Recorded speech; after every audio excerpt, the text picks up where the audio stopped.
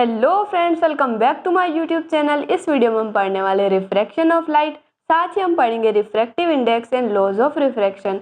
सो without wasting time फटाफट से video start करते हैं। तो सबसे पहले हम पढ़ेंगे रिफ्रैक्शन ऑफ लाइट क्या होता है। रिफ्रैक्शन ऑफ लाइट, आज आप सोच रहे होंगे गाइस कि मैं बहुत धीरे धीरे बोल रही हूँ क्योंकि मेरे दांत में दर्द हो रहा है। अब दर्द इसलिए हो रहा है क्योंकि मेरे दांत में केविटी हो रही थी और उसका ट्रीटमेंट अभी चल रहा है। कंटिन्यूस प्रोसेस है, 1 वीक तक चलेगी। तो दांत में बहुत ज़्यादा दर्द हो रहा था, पहले मैंने नोटिस नहीं किया, लेकिन जब ज़्यादा दर्द होने लगा तो फिर हमने नोटिस किया। हम शामगढ़ गए डेंटल क्लिनिक में और वहाँ पर जो डॉक्टर हैं जिनका नाम है डॉक्टर रीना काला, उनसे हम मिले और उन्होंने कहा कि 1 वीक तक ट्रीटमेंट चलेगा। अच्छा हुआ आपने समय पर ध्यान दे दिया क्योंकि बहुत सारे इसको इग्नोर कर देते। तो अभी फर्स्ट डे था ट्रीटमेंट का, तो इसलिए दर्द हो रहा है। वो जो डॉक्टर थे गाइस, पहले मेरे को डेंटिस्ट के पास जाने से बहुत डर लग रहा था कि पता नहीं क्या करेंगे, दांत में दर्द होगा, लेकिन उनका बात करने का तरीका इतना स्वीट है और इतना फ्रेंडली अपन से वो बात करते कि अपन को पेशेंट जैसा वहाँ पर लगता ही नहीं, एकदम फ्रेंकली लगता है और दर्द भी बिल्कुल नहीं होता है क्योंकि इतनी बातों बातों में किसको ही पता चलता है गाइस। तो ओवरऑल उनका व्यवहार बहुत ही अच्छा है। तो अगर आपको भी कोई डेंटल केविटी या स्किन से रिलेटेड कोई भी प्रॉब्लम है तो आप वहाँ पर जा सकते हैं। और ध्यान रखिएगा गाइस, थोड़ा सा धीरे धीरे बोलूँगी आज, लेकिन हाँ एक बात और है, फिर भी मैं आज वीडियो बना रही हूँ गाइस स्पेशली आपके लिए और साथ ही मेरे लिए भी, क्योंकि हमारी जो 12th बोर्ड है इस बार, तो पढ़ाई तो कंटिन्यू करनी पड़ेगी हमें। चाहे से छोटी मोटी प्रॉब्लम्स तो आती रहती है, लेकिन पढ़ाई मेन मोटिव जो है उसको हमें नहीं भूलना है। तो चलिए बिना किसी देरी के स्टार्ट करते हैं। रिफ्रैक्शन ऑफ लाइट क्या होता है। पिछले वीडियो में हमने पढ़ा था रिफ्लेक्शन ऑफ लाइट, जिसका मतलब होता है कि जब भी लाइट रे किसी सरफेस पर टकराती है तो वो उसी मीडियम में वापस लौट जाती है। लेकिन रिफ्रैक्शन में क्या होगा, जब भी किसी लाइट रे किसी इंटरफेस से टकराती है। इंटरफेस का मतलब होता है ऐसे सरफेस जहां पर ऊपर अलग मीडियम और नीचे अलग मीडियम होता है। कैसे, जैसे ऊपर एयर है और नीचे वाटर है, तो जो सरफेस है उसे हम इंटरफेस कहते हैं। तो जब भी लाइट रे किसी इंटरफेस से टकराती है तो रिफ्रैक्शन के केस में क्या होता है कि वो लाइट रे दूसरे मीडियम में चली जाती है, लेकिन उसकी डायरेक्शन और स्पीड चेंज हो जाती है। कैसे चेंज होगी, इस लाइट रे, ये जो लाइट रे है जिसे हम इंसिडेंट रे कहते हैं, उसे जाना इधर चाहिए था, लेकिन ये जो हमारा नॉर्मल है, ये जो रे है रिफ्रैक्टेड रे जिसे हम कहते हैं, क्योंकि रिफ्रैक्शन के बाद बनने वाली रे को हम रिफ्रैक्टेड रे कहते हैं। तो ये रे, इसे जाना इधर चाहिए था, लेकिन या तो ये बेंड हो जाएगी टूवर्ड्स द नॉर्मल या बेंड हो जाएगी अवे फ्रॉम द नॉर्मल। अब कब कैसे बेंड होगी ये डिपेंड करता है कि कौन से मीडियम से कौन से मीडियम में लाइट जा रही है। तो यहाँ पर 2 केस बनते हैं। पहला केस होता है केस 1, कि जब हमारी लाइट रेयरर मीडियम से डेंसर मीडियम में जाती है। अब ये रेयरर और डेंसर मीडियम क्या होता है देखेंगे गाइस। ये हमारा नॉर्मल है, ये हमारी इंसिडेंट रे और इसे जाना इधर चाहिए था। अब ये किधर जाएगी, अवे फ्रॉम द नॉर्मल या टूवर्ड्स द नॉर्मल। तो हमने देखा कि रेयरर मीडियम से डेंसर मीडियम में जा रही है। रेयरर मीडियम ऐसा मीडियम होता है जहां पर स्पीड ऑफ लाइट ज्यादा होती है और डेंसर मीडियम ऐसा मीडियम होता है जहां पर स्पीड ऑफ लाइट कम होती है। अब यहाँ पर एक बात और हम देख सकते हैं कि हमने यहाँ पर कंपेरेटिव वर्ड यूज किए, डायरेक्टली हमने डेंस या रेयर यूज नहीं किया। क्यों, क्योंकि कोई भी जो सब्सटेंस है, कोई भी मीडियम है, वो अपने आप में डेंस या रेयर नहीं हो सकता। उसको हम ये नहीं कह सकते ये मीडियम डेंस ही रहेगा। क्यों, क्योंकि अगर हम बात एग्जाम्पल से समझते हैं, जैसे हम एयर से वाटर में जा रहे हैं, एयर से वाटर में जा रहे हैं, तो इन दोनों का अगर हम कंपैरिजन करें तो एयर हमारे क्या है, रेयरर मीडियम है, क्योंकि वहां पर स्पीड ऑफ लाइट ज्यादा होती है। और अगर हम बात करें वाटर की तो ये हमारा डेंसर मीडियम हो जाएगा। क्यों हो जाएगा, क्योंकि यहाँ पर स्पीड ऑफ लाइट कम हो जाती है। लेकिन अगर हम दूसरा एग्जांपल ले, अगर हम वाटर से डायमंड में जा रहे हैं या फिर ग्लास में जा रहे हैं तो यहाँ पर दोनों में कंपैरिजन होगा। तो यहाँ पर वाटर जो है हमारा रेयरर मीडियम हो जाएगा और डायमंड डेंसर। ठीक है, आई होप आपको ये समझ आ चुका होगा कि हम यहाँ पर कंपेरेटिव वर्ड्स क्यों यूज कर रहे हैं और कौन सा मीडियम रेयर होता है, कौन सा डेंसर होता है।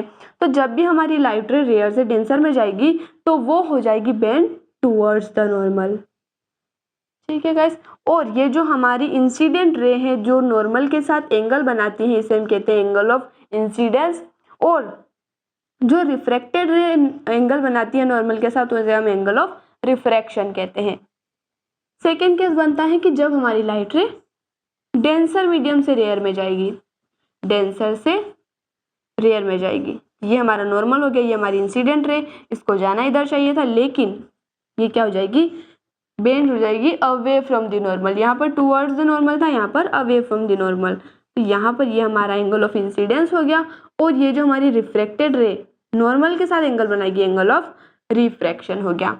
अब हमने लॉज ऑफ रिफ्लेक्शन में पढ़ा था कि जो एंगल ऑफ इंसिडेंस और एंगल ऑफ रिफ्लेक्शन आपस में इक्वल होते हैं, लेकिन यहाँ पर एंगल ऑफ इंसिडेंस और एंगल ऑफ रिफ्रैक्शन इक्वल नहीं होते, जैसा कि हम देख ही सकते हैं। ये डिपेंड करता है कि कौन से मीडियम से कौन से मीडियम में लाइट रे जा रही है और क्या उसका एंगल रहेगा। यहाँ पर जैसे कि एंगल ऑफ रिफ्रैक्शन जो है वो छोटा है एंगल ऑफ इंसिडेंस से, यहाँ पर एंगल ऑफ रिफ्रैक्शन बड़ा है एंगल ऑफ इंसिडेंस से। तो क्या है लॉज ऑफ रिफ्रैक्शन वो भी हम जान लेते हैं साथ साथ में। लॉज जो हमने रिफ्लेक्शन के पढ़े थे और रिफ्रैक्शन के दोनों में एक लॉ तो सेम है, laws of refraction of light. First law है कि जो angle of incidence incident ray refracted ray और जो नॉर्मल है वो तीनों एक ही प्लेन में लाई करेंगे। एक ही प्लेन में लाई करने का मतलब है कि जैसे हमारा प्लेन है, यहीं पर हमारी रिफ्रैक्टेड रे, यहीं पर इंसिडेंट रे रिफ्रैक्टेड है और यहीं पर नॉर्मल होगा, तीनों एक ही प्लेन में लाई करेंगे। ये सेम है जैसा वो लॉ ऑफ रिफ्लेक्शन में था। सेकेंड लॉ डिफरेंट है। सेकेंड लॉ जो है उसे हम स्नेल्स लॉ भी कहते हैं, स्नेल्स लॉ, और ये कहता है कि जो हमारा एंगल ऑफ इंसिडेंस है और एंगल ऑफ रिफ्रैक्शन है उनके बीच में रिलेशन बताता है। कैसे बताता है कि जो एंगल ऑफ इंसिडेंट है उसका साइन फंक्शन यानी कि sine of angle of incidence divided by sine of angle of refraction equal होता है कांस्टेंट की, यानी कि हमेशा कांस्टेंट रहता है। और एक और बात यहाँ पर ध्यान रखनी है कि ये केवल लागू होगा for a pair of medium के लिए। अगर आपने एयर और वाटर लिया तो उसके लिए जो साइन आई और साइन आर का रेशियो होगा किसी भी कंडीशन में, चाहे आपने किसी भी एंगल से एयर से वाटर में लाइट इंसिडेंस करवाई, तो जो हमेशा रेशियो होगा साइन फंक्शन का वो कांस्टेंट रहेगा। लेकिन अगर मीडियम चेंज होता है तो उनके लिए ये कांस्टेंट चेंज होगा, लेकिन उस पेयर ऑफ मीडियम के लिए हमेशा कांस्टेंट रहेगा किसी भी एंगल के लिए। तो यहाँ पर आपको डिफरेंस क्लियर हो चुका होगा, कोई डाउट हो तो आप कमेंट में पूछ सकते हैं। तो ये हमारा हो गया कांस्टेंट, ठीक है। अब ये जो स्नेल्स लॉ है इसको थोड़ा और डिटेल में हम पढ़ेंगे। सबसे पहले हम पढ़ लेते हैं ये कांस्टेंट क्या है। ये जो कांस्टेंट है इसे हम म्यू या एन से डिनोट करते हैं और इसे हम कहते हैं रिफ्रैक्टिव इंडेक्स। ये सारी चीज़ें कहीं ना कहीं 10th में हम पढ़ चुके हैं, लेकिन वहाँ पर इतना डिटेल में हमने नहीं पढ़ा है, और सारी चीज़ें 12th में हम डिटेल में पढ़ने वाले हैं। जैसे 9th में जो हम पढ़ते हैं वो 11th में डिटेल में आता है, और जो 10th में हम पढ़ते हैं वही सिमिलरली 12th में डिटेल में आता है। तो ऐसा भी हो जाता है ना कहीं हमने उस टाइम पे इतना ध्यान नहीं दिया कि यार ये सब हम पढ़ रहे हैं, लेकिन जब हम 12th में अगर हमने अच्छे से पढ़ा 10th में तो 12th में अपने आप चीज़ें रिकॉल होने लग जाती हैं। इसीलिए ध्यान से अगर हम पढ़ेंगे तो हम ये नहीं सोचना है गाइस कभी भी कि हमारे जीवन में क्या काम आएंगे, आगे क्या काम आएंगे। कोई भी चीज़ कभी भी काम आ सकती है, और जब भी आप देखेंगे तो एकदम से आपको रिकॉल हो जाएगा। जैसे कि 10th में हमने इतने अच्छे से पढ़ा था कि हमें अपने आप रिकॉल हो जाती है सारी चीज़ें। जैसे इमेज फॉर्मेशन बाय लेंसेज हम पढ़ेंगे नेक्स्ट वीडियो में, तो वो भी हमने पढ़ रखा है 10th में। तो हम बात करते हैं रिफ्रैक्टिव इंडेक्स की। तो रिफ्रैक्टिव इंडेक्स क्या होता है, ये रेशियो होता है speed of light in vacuum divided by speed of light in any medium. इसे हम कहते हैं रिफ्रैक्टिव इंडेक्स। अब ये जो सी है, ये सी हमने क्यों लिखा, क्योंकि speed of light in air और speed of light in vacuum approximately similar होती हैं, और वो कितनी होती है 3 × 10⁸ मीटर पर सेकेंड। अब ये जो हमारा sine i by sine r था, इसे हम डायरेक्टली एन भी लिख सकते हैं, म्यू भी, मतलब सेम ही है। और साथ ही हम एक और तरीके से इसको लिख सकते हैं, refractive index of second medium with respect to 1। अब ये क्या हुआ, जब भी हम किसी मीडियम में जाते हैं तो उसका रिफ्रैक्टिव इंडेक्स ऊपर लिखते हैं, और जिस मीडियम से हम आ रहे हैं वो हमारा फर्स्ट मीडियम है और उसको हम नीचे लिखते हैं। यानी और इसे हम किस तरह से बोलते हैं, किस तरह से इसको हम बताते हैं, refractive index of second with respect to first. जैसे हम डिफरेंशिएट करते हैं विद रिस्पेक्ट टू एक्स, तो dx हम नीचे लिखते हैं, डिवाइड में लिखते हैं, तो ये हमारा क्या हो गया रिफ्रैक्टिव इंडेक्स के टर्म में। लेकिन अगर हम वेलोसिटी के टर्म्स में बात करें तो इस रेशियो को हम रिवर्स कर देंगे। कैसे रिवर्स कर देंगे? जैसे यहाँ पर refractive index of second with respect to 1 था, अब यहाँ पर वेलोसिटी के टर्म में velocity of first medium with respect to second medium. तो इससे हमें क्या पता चला कि जो रिफ्रैक्टिव इंडेक्स है वो वेलोसिटी के डायरेक्टली प्रोपोर्शनल है। अगर वेलोसिटी ज्यादा होगी तो रिफ्रैक्टिव इंडेक्स क्या होगा? रिफ्रैक्टिव इंडेक्स कम होगा। वेलोसिटी ज्यादा जैसे कि एयर में है तो एयर का रिफ्रैक्टिव इंडेक्स कम है। और अगर हम बात करें अगर वेलोसिटी कम है लाइट की किसी मीडियम में तो उसका रिफ्रैक्टिव इंडेक्स ज्यादा है, यानी कि वो डेंसर मीडियम है, और ये वाला रेयर और ये वाला डेंसर हो जाएगा।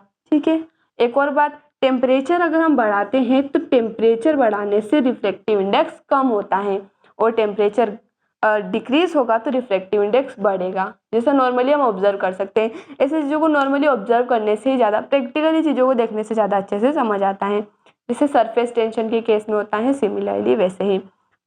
तो आई होप आपको सारी चीज़ें समझ आ चुकी होगी। मिलते हैं अगले वीडियो में नए टॉपिक के साथ। धन्यवाद।